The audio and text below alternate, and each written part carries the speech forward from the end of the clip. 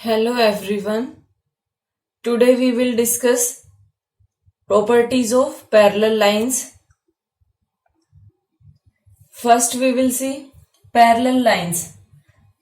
Parallel lines means line which have equal gap at every point are known as parallel lines.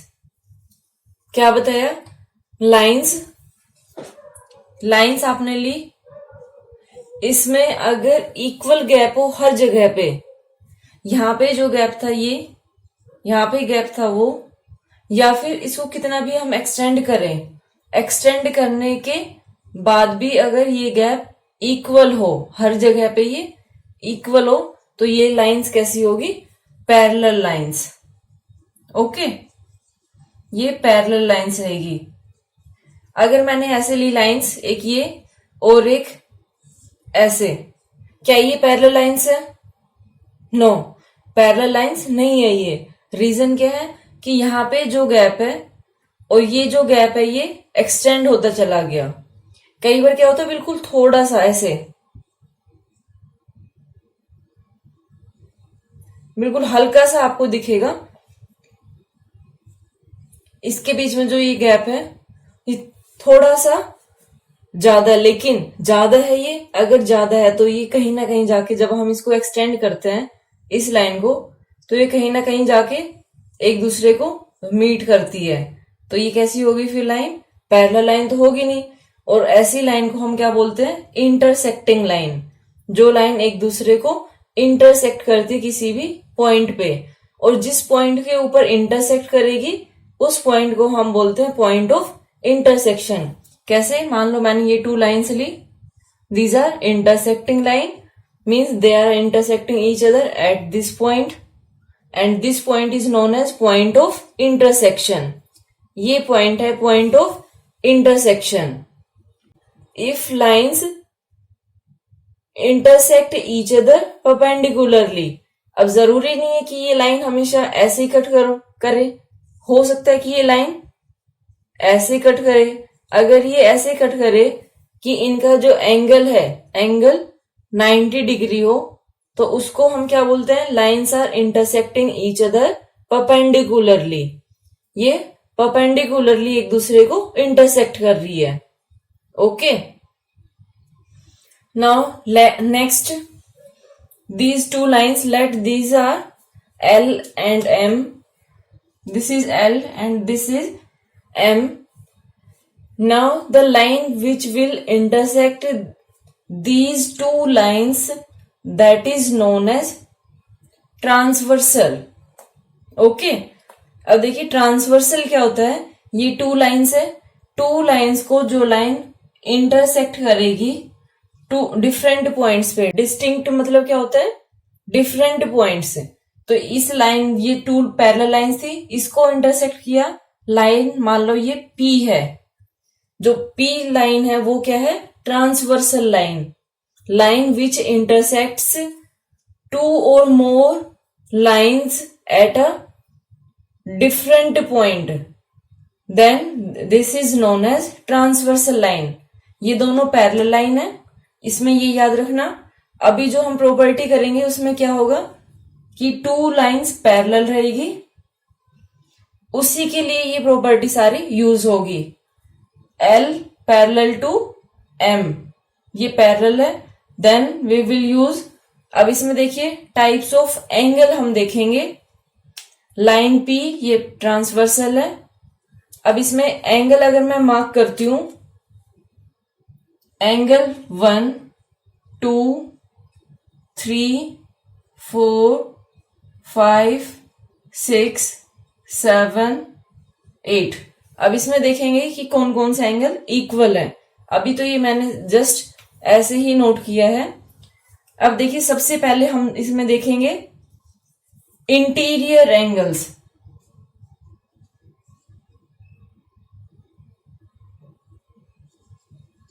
Interior angle बताइए कौन कौन से होंगे.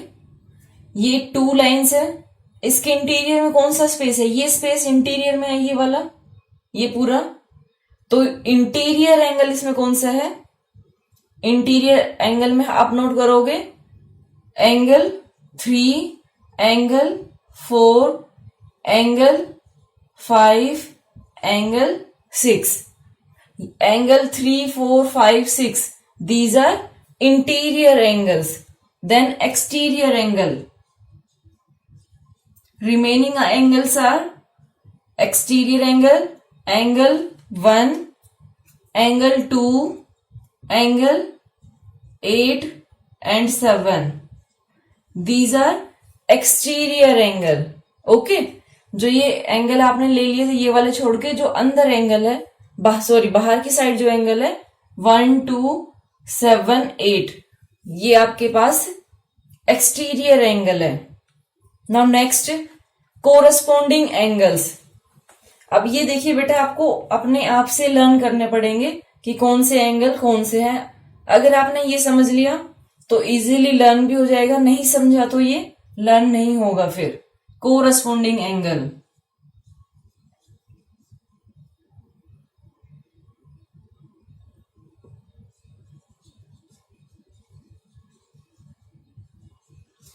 Corresponding angle में ध्यान से देखिए कौन कौन से एंगल कोरस्पॉन्डिंग एंगल है. इसमें जो लाइन है अगर उसके आपने अबव एंगल लिया है तो दूसरी लाइन के भी अबव में आपको एंगल लेना है. कैसे? मान लो आपने एंगल लिया 1, दूसरी लाइन एम है पैरेलल, इसके इस लाइन के ऊपर जैसे ये हमने एंगल 1 लिया है इधर से कौन सा एंगल आएगा? Angle 5. Angle 1 and 5.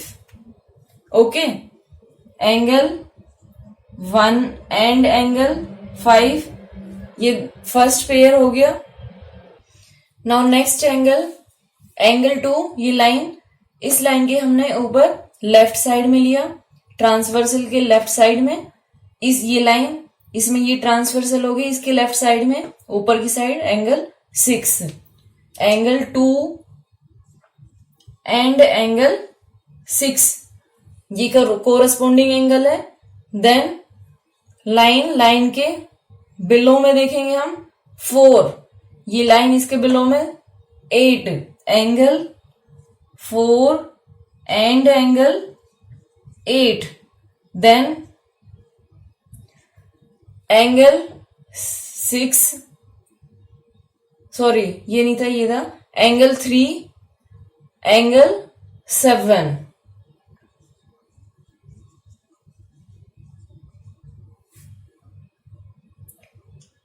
So these are corresponding angle. अब इसमें आप लोग एक चीज याद रखेंगे, कोरस्पॉन्डिंग एंगल इक्वल होते हैं. ओके, कोरस्पॉन्डिंग एंगल ये इक्वल रहेंगे. कोरस्पॉन्डिंग एंगल सारे इक्वल रहेंगे, ये ध्यान रखना. जो ये मैंने नोट किया है ये कैसे रहेंगे? इक्वल. इक्वल कौन कौन से? 1 एंड 5 इक्वल रहेगा, 2 एंड 6 रहेगा, 4 एंड 8 रहेगा, 3 एंड 7 रहेंगे equal. Next one is alternate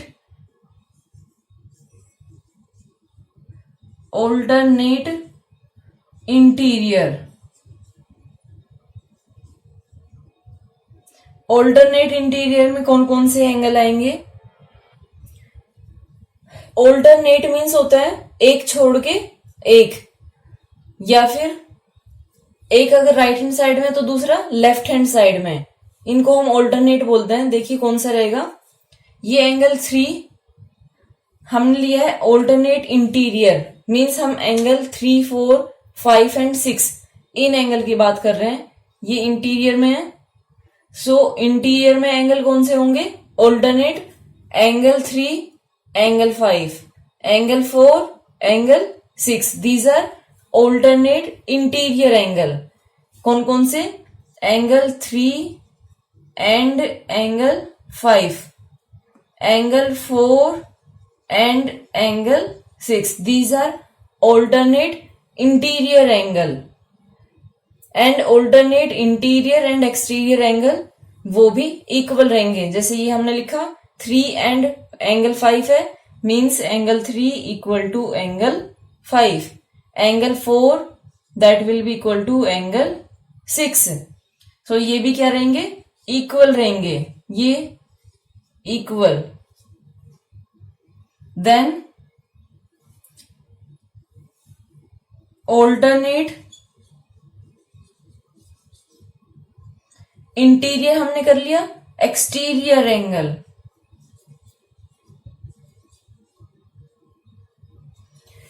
alternate exterior में कौन से, जहां पे मैंने ये मार्क नहीं किया है 1 2 8 7 इनकी बात करते हैं, तो ऑल्टरनेट में कौन सा होगा, जैसे ये 3 इधर है, ये राइट हैंड साइड में है, तो दूसरा किधर होगा, लेफ्ट हैंड साइड में, angle 1 and angle 8, then angle 2 and angle,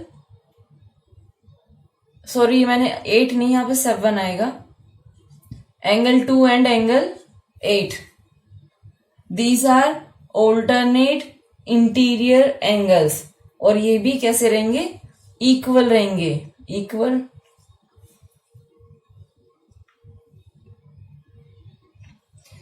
then now we will discuss interior on the same side of transversal, okay.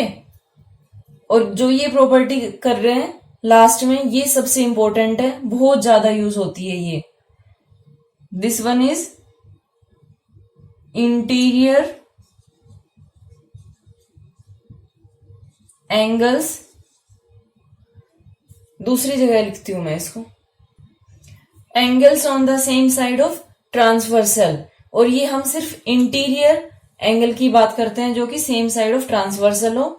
उसमें देखिए सेम साइड ऑफ ट्रांसवर्सल मतलब एंगल 4 एंगल 5 एंगल 3 एंगल 6, ये angle transversal line के एक ही side में है, ये दोनों राइट हैंड साइड में है और ये दोनों एंगल लेफ्ट हैंड साइड में है। सो ये देखिए एंगल 3, इन दोनों का अगर हम सम करते हैं, angle on the same side of transversal, then the sum is supplementary, angle 3 plus angle 6 ये इक्वल नहीं होते, इनका सम 180 डिग्री होता है, angle 3 plus angle 6 that is equal to 180 degree, and angle 4 plus angle 5 that is also 180 degree. तो ये बहुत ज्यादा इंपॉर्टेंट इसमें प्रॉपर्टी होती है, इसको आप लर्न करेंगे और बहुत ज्यादा यूज भी होती है ये, जैसे डिस्ट्रीब्यूटिव प्रॉपर्टी बहुत यूज होती है, ऐसे ये वाली प्रॉपर्टी बहुत ज्यादा यूज होती है। ये वाली थोड़ी सी आप लोग भूल जाते हो, इसलिए मैं बोल रही हूँ कि ये इंपॉर्टेंट है, अदरवाइज ये वाली भी बहुत ज्यादा यूज होती है, ऐसा नहीं है कि ये यूज नहीं होगी, ये भी यूज होगी। सो इसमें देखिए क्या बताया मैंने, एंगल जो कि सेम साइड ऑफ ट्रांसवर्सल में हो, ये ट्रांसवर्सल की सेम साइड में 3 एंड 6 इंटीरियर एंगल की बात करते हैं हम हमेशा, और 4 एंड 5 इनका सम क्या रहेगा 180 डिग्री। अब जो ये प्रॉपर्टी आपने की है इसका रिवर्स वो भी ट्रू रहेगा, कैसे, अगर एंगल 3 एंड 5 है, मान लो 2 लाइंस गिवन है, आपको ये नहीं बताया कि ये लाइंस पैरेलल है, सिर्फ आपको ये गिवन है कि एंगल 3 ये 60 डिग्री है और एंगल 5 ये भी 60 डिग्री है, तो इससे आप क्या कहेंगे, if alternate angles are equal. अब दूसरा एंगल तो आप फाइंड आउट कर सकते हो ना अपने आप से, ये 60 है तो लीनियर पेयर से ये एक लाइन फॉर्म हो रही है, लीनियर पेयर से एंगल 4 कितना आ जाएगा, 180 से माइनस करेंगे 60 डिग्री 120 डिग्री, ये 120 है तो ये ऑलरेडी गिवन था, ये 60 है तो इसमें लीनियर पेयर लगाए, ये भी कितना आ गया 120, एंगल 60 दोनों ये दोनों इक्वल है और 120 ये इक्वल है, ठीक है। तो इन एंगल को हम क्या बोलते हैं, ऑल्टरनेट इंटीरियर एंगल। अगर ऑल्टरनेट इंटीरियर एंगल इक्वल हो तो लाइंस क्या होगी, पैरेलल, ये चीज ध्यान रखना। इसको रिवर्स में ऐसे यूज करते हैं कि अगर ये एंगल इक्वल आ गए तो मीन्स ये दोनों लाइन पैरेलल रहेगी। ओके, 9th क्लास में ऐसे क्वेश्चन करोगे आप कि पैरेलल प्रूव करो, 7th में भी आएंगे लेकिन 7th में थोड़े से कम रहेंगे।